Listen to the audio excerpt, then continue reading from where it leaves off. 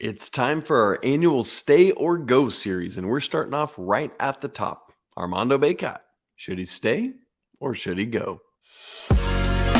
You are Locked On Tar Heels, your daily podcast on the UNC Tar Heels, part of the Locked On Podcast Network, your team every day.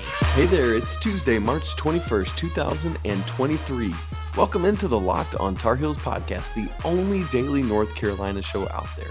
I'm your host, Isaac Schade, and I want to thank you for joining us for today's episode. Coming up on today's show, we're going to look at, unfortunately, the ladies basketball team ending their season, a few other Carolina sports, but we want to start off the top with a series we started last year, just looking at the Carolina men's basketball players who still have eligibility left that haven't already declared their intentions. Obviously, we know with Justin McCoy, Tyler Nickel, and Dontrez Styles, they have already transferred out.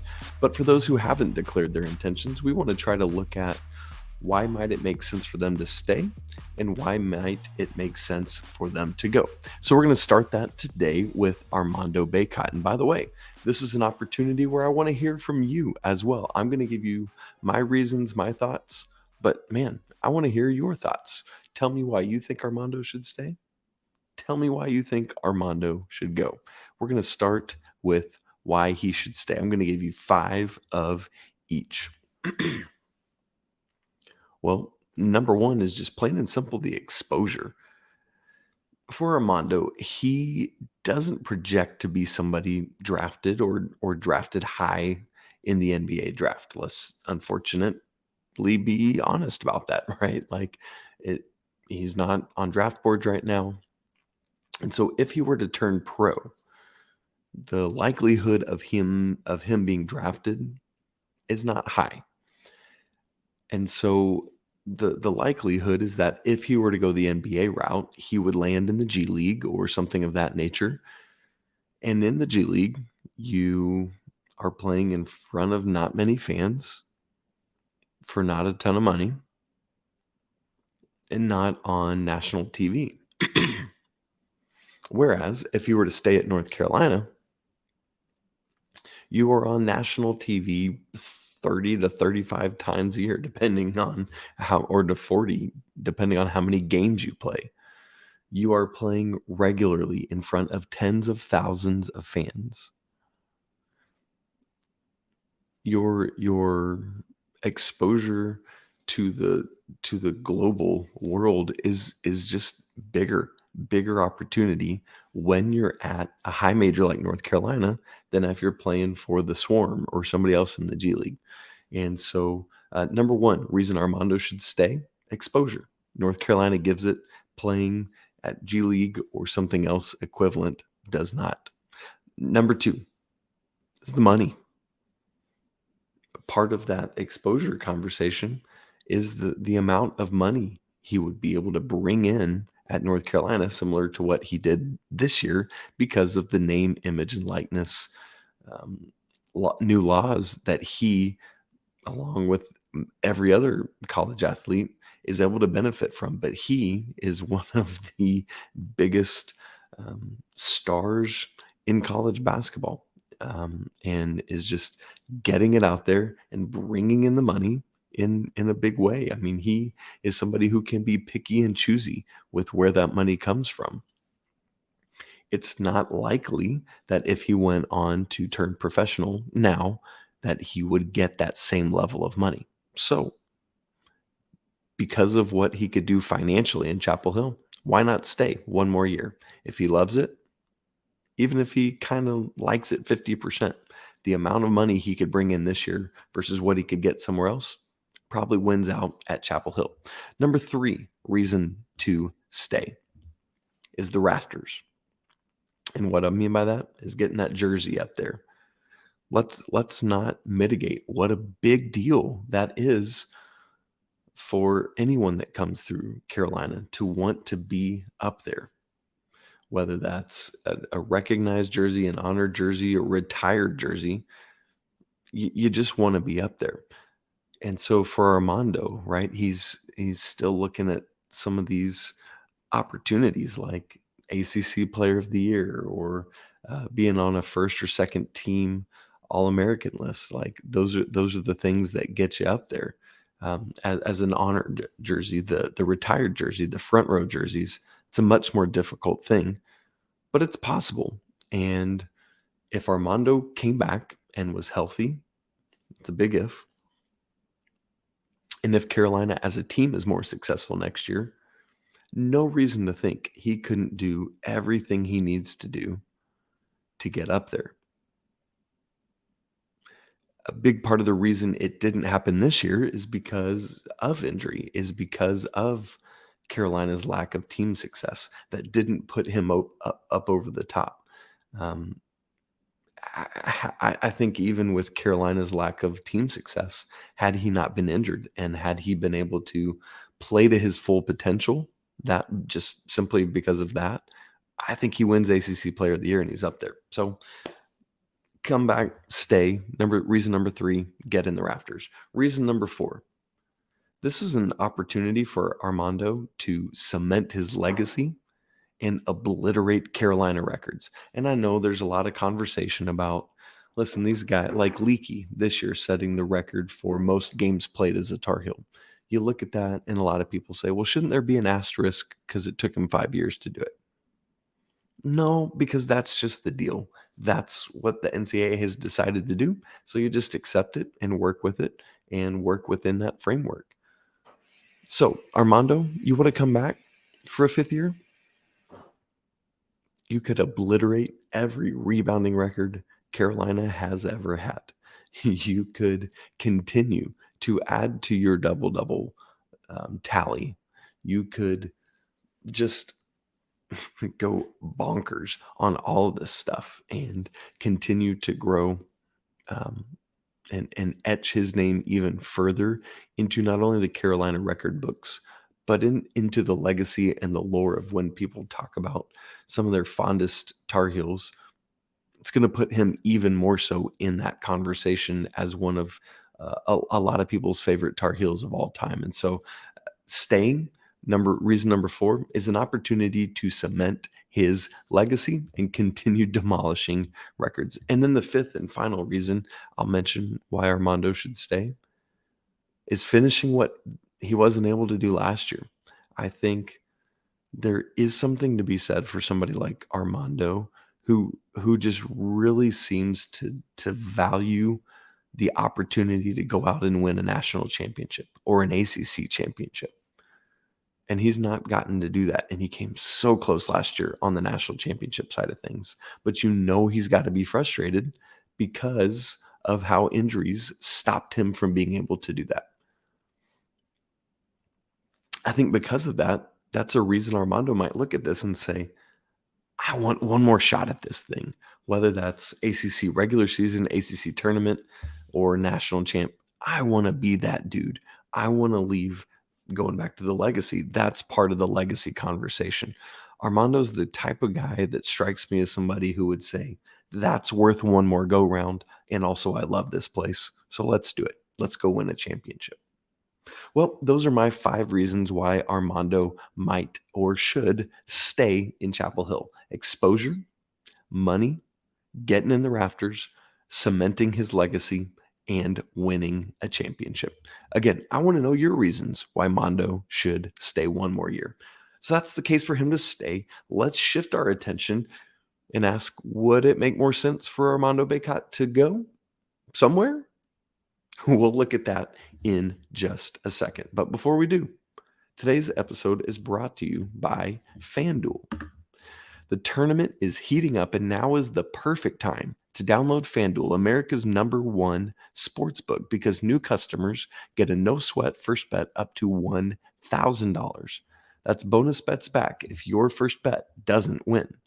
So download the FanDuel Sportsbook app. It's safe, secure, and super easy to use. And then you can bet on everything from the money line to point scores and threes drained.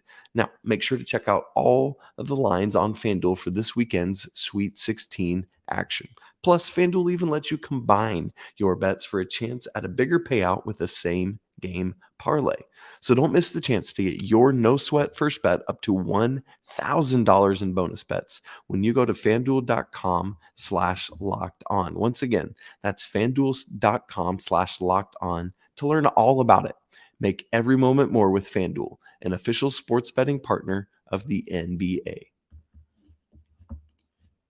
Okay, so we gave 5 reasons that Mondo should stay in Chapel Hill. Let's look at the flip side of it. Why might it make sense for Armando to move on? I'll give you 5 reasons for that as well. Number 1, Armando Bacot should move on and leave Chapel Hill for a fresh start. Sometimes in life, it just, you've been through something, you've done it a lot. In this case, 4 years, where you've just given everything you can, and you just have to say, it's time for me to turn over a new leaf. It's time for me to go see if the grass is greener on the other side. And that can mean a multitude of things. But sometimes that's just the best thing for our occupation. Sometimes that's just the best thing for our life, is to say, it's time for me to move on. It's time for me to take a fresh start in whatever that might be. I hope that's not the case, but that doesn't always have to be a bad thing. You know what I'm saying? Like sometimes it is a good thing to say, I've done all I can do working for this company, whatever. I'm just going to go find something else because it's time. You know what I mean? Maybe you've felt that in your own life. Reason number 2, Armando Bacot should move on. While I talked about earlier that it's unlikely that he would find a place in the NBA itself, he would land in the G League. I feel very comfortable with that. We've seen so many Tar Heels find high levels of professional success playing basketball overseas.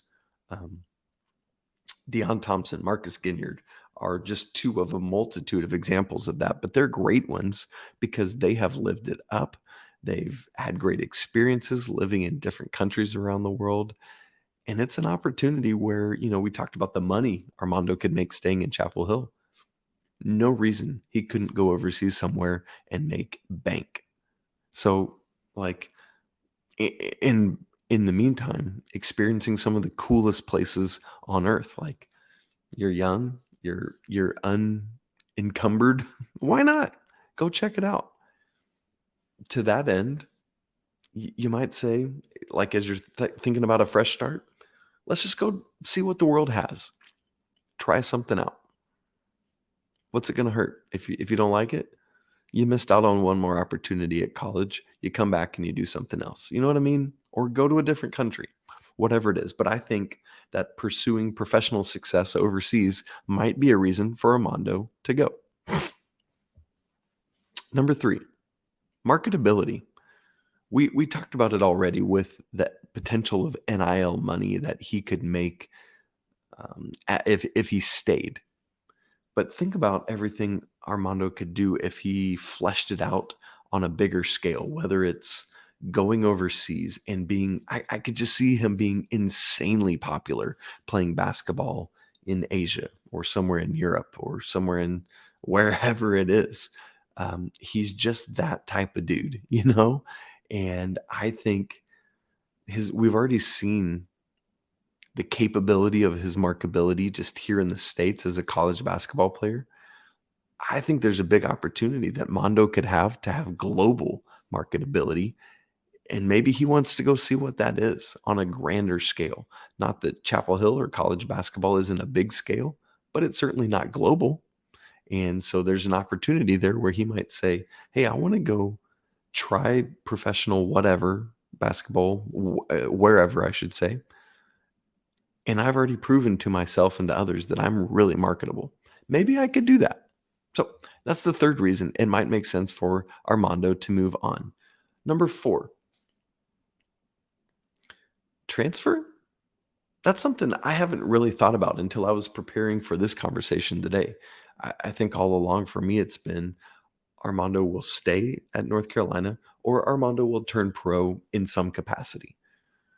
And then as I was preparing my notes and thoughts for this conversation, I thought, there is a world in which Mondo could ostensibly transfer. I don't see it happening because of how much he likes Carolina, but maybe part of a fresh start going back to number one and why he might go is to just go play somewhere else. Maybe you've seen it these past couple years. While he gets big numbers, the offense doesn't focus on him. If I'm Armando, maybe I'm thinking, hey, is there a school, is there a program out there where they value the skill set of a traditional five so much that this entire team would play through me on a regular and ongoing basis? Carolina hasn't done that these past 2 years. Again, Armando's had great numbers, great stats, especially as, chiefly the main lone big, unlike the Roy Williams years. But is there a place where he could be even more of a focal point? If so, I could see him saying, hey, let me just go try that out for my last year. This dude is highly, highly committed to North Carolina, loves this place so much. But you couldn't blame him if he wanted to at least think about it or look at it. Number 5, reason Armando Bacot might go is to go through the draft process. You recall last year, he flipped around pretty quick and decided to come back to school. We've seen so many players, especially now, where you can get good and valuable feedback from the NBA, where you can, even with hiring an agent, if it's an NBA approved agent, still come back to school. That's a thing that is allowed and legal now. And so maybe it would make sense for Mondo to kind of go, but go experience that, really learn like, hey, here's what I have to do better with my game, whether that's being able to switch 1 through 5 or whatever, and guard ball handlers more.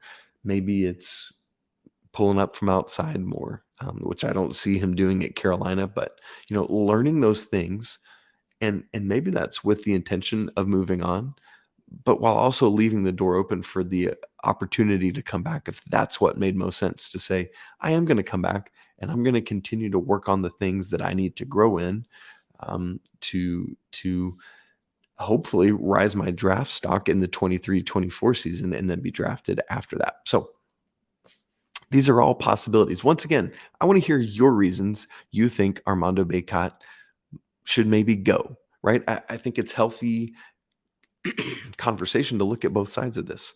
Why might Armando stay? Why might he go? As a reminder, the reasons we've laid out why he might go: for a fresh start, professional opportunities overseas, his marketability, the potential that he could transfer, and then going through the draft process, and whether that's moving on to professional pursuits after that, or realizing, okay, here's what I'm going to work on at Carolina this year. I think there's very valid reasons on both sides of this. If I had to say today, I'd come down where I have been, that I think Armando will come back. But that's just based on me looking at it. Obviously, Armando's got to make these decisions for himself. There are going to be things in any scenario that matter more to Armando than they would to me.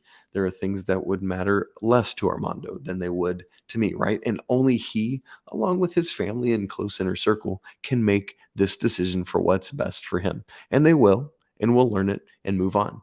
But in the meantime, it's fun for us to look at it and speculate and lay out the reasons why for both.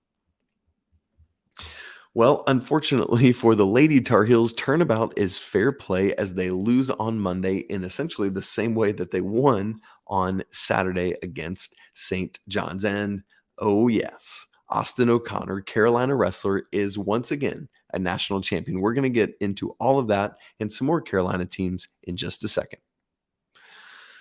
All right, friends. Unfortunately, the Lady Tar Heels lose their second round game at Ohio State 71-69 on Monday afternoon. Yes, a heart-wrenching loss in which Ohio State got that winning basket with 1.8 seconds left on the clock. That is very difficult pill to swallow, especially because Carolina had essentially done the same thing versus St. John's on Saturday. And with that 1.8 seconds left, Carolina did call a timeout, advance the ball to the front court, tried to get a throw in over the top, and it didn't work, bounced off the backboard. And unfortunately, Carolina couldn't get a shot off to try to force overtime or maybe even a game-winning 3-point attempt. That said, it's always sad to lose, but let's celebrate what's been. Carolina got down by 12 in the fourth quarter of this game.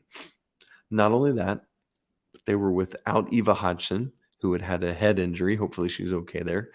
And for a time without Deja Kelly, who suffered some level of knee injury, eventually came back. But you look at those two ladies going out, and you think, there's no way we come back from 12. Well, not only did Carolina come back, they took a lead on a Paulina Paris layup with 2:09 left. Carolina was up 67-66. I mean, this comeback is insane. But unfortunately, Carolina just couldn't hold it, and Ohio State came back and won by that final margin we just talked about, 71-69. Oh, man. And so it's always difficult at the end of a season here because this is the end for Eva Hodgson, for Malusha Tinge, and we already knew about Ariel Young stepping out. But this now is finite, right? It's over and done. And so it's a sad thing. You hate it. And so we want to take time this offseason to celebrate these ladies and also to think about what's next, right? Like there's been this core group, Deja and Alysaa, etc., Kennedy, who are juniors that will be upcoming seniors. And so you just think about the progression that Carolina women's basketball has taken every year of the Coach Banghart era, and it's gotten better, quite frankly. But next year's the year to make an even greater jump. I know the ladies really want that, and I know that they're not that they're going to put inappropriate pressure on themselves, but I think they're going to put healthy pressure on themselves to say, hey, listen, we got to get to the second weekend next year, second weekend or bust. And honestly, no reason to think you can't do even more than that. And so again, tough way to lose a season. Great comeback from the ladies, especially with Deja out for a while, where Alysaa Ustby had a bunch of points. He already said Paulina Paris gave you that lead, and Carolina, man, just fought right to the end there in Columbus against the host team, Ohio State. And that's another thing for next year is you got to get out of that where the Tar Heels are hosting in Carmichael. They're not the ones having to go to some other team's home court and try to win there. So congrats to Coach Banghart. Congrats to all these ladies and the coaches and the staff on an incredible season, a tough season. I mean, this schedule was an absolute gauntlet that they played, and they showed really well. Cannot wait for this offseason to see the preparation that's being done ahead of next year. And this core group being seniors, not to mention you get in even more underclassmen talent, and we'll watch to see if the team decides to dip into the transfer portal at all. All right, let's shift our attention to wrestling, which is something we don't often talk about. However, over the weekend, Saturday night to be specific, Austin O'Connor wins the national championship at the 157-pound weight class. And so great job, Austin. It's his second national championship. I mean, he came in as the number one seed, as the favorite. And so you hope and expect that he'll win. And you got the matchup you wanted. It was number one, Austin O'Connor, number two, Levi Haynes from Penn State.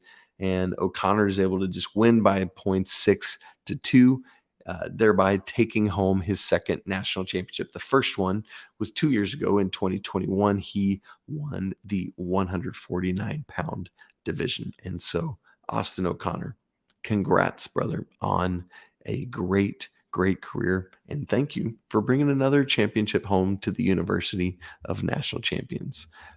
And so he becomes just the second Tar Heel to win multiple national championships in wrestling, with the first being TJ Jaworski, who actually had 3 from 93 95. And so great stuff there. I know everyone's celebrating with Austin. Let's take a look around at a couple other Carolina teams. I'll just name 3 others, and obviously this won't cover all the spring sports going on right now, but just want to hit a couple highlights.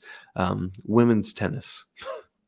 Still number 1, still undefeated, 20-0 overall, 6-0 in ACC play. And oh, by the way, in those 6 ACC matches, have only given up more than 1 point one time. That was to Virginia Tech, where Carolina won 4-3. So the Tar Heels have won every other match with the opponent having 0 points or the opponent having 1 point in ACC play. I mean, it's just ridiculous what they're doing, maintaining that number 1 ranking. This weekend, they are on the road, and that pairing is at Boston College and at Syracuse. So heading up north, hopefully things go well there, and Carolina continues to roll. Another number 1 women's team in the nation is women's lacrosse, who unfortunately lost for the first time this season over the weekend at number 3 Northwestern, 13-9. And so the fact that, I saw a big part of this game in and amongst the basketball going on, obviously in the NCAA tournament, but Carolina was down pretty handily, and to come back to 13-9 at number 3 Northwestern, really impressive stuff there, and you love to see that. And obviously you'd love to run the table, you'd love to be undefeated, but there is literally no shame in losing a true road game at number 3 in the nation, 13-9. I mean, it is what it is. You'd love to win it, but you move on. Nice comeback, but unfortunately just fell a little bit shy. So now the Tar Heels are 7-1. Obviously, Northwestern is in the Big Ten, not the ACC. So Tar Heels still undefeated in ACC play at 4-0. They host a midweek match with High Point on Thursday, but then on Sunday, right back to ACC play, hosting another ranked team, number 22. Clemson is coming to town. Hopefully the Tar Heels can pull that one out. Sunday at 2 is that game. As for baseball, had an unfortunate weekend, not on the field, but off the field. Won the first game at Pitt 17-7 on Friday, but then Saturday and Sunday's games ended up both being canceled because of weather. What do you expect? It's the middle of March. Why are we trying to play outside in Pittsburgh? Right? Like, it makes 0 sense. Anyway, unfortunately, that costs Carolina what probably would have been a series win. They just needed to win one of those final 2 games, but they were not able to. And that's tough because they had started out ACC play the weekend before, hosting Virginia and dropping 2 of 3. So now that 2-3, and then this 1 win over Pitt on Friday, the Tar Heels are 15-5 overall, 2-2 in ACC play. And oh, by the way, those Duke Blue Devils are coming to town this weekend. Although, keep in mind, if you're wanting to get out to the Bosch, it's Thursday through Saturday, not Friday through Sunday. So keep that in mind for this weekend for the baseball team. And by the way, they, before Duke, will host North Carolina A&T today on Tuesday. That's it for today's episode of Locked on Tar Heels. Some stay or go Armando Bacot edition. We'll have in the upcoming days Caleb Love and RJ Davis discuss the merits of them staying or leaving. Please leave us a review on Apple Reviews or anywhere else you have the ability to do so. It really helps the show continue to grow and find even more listeners to come be part of this community.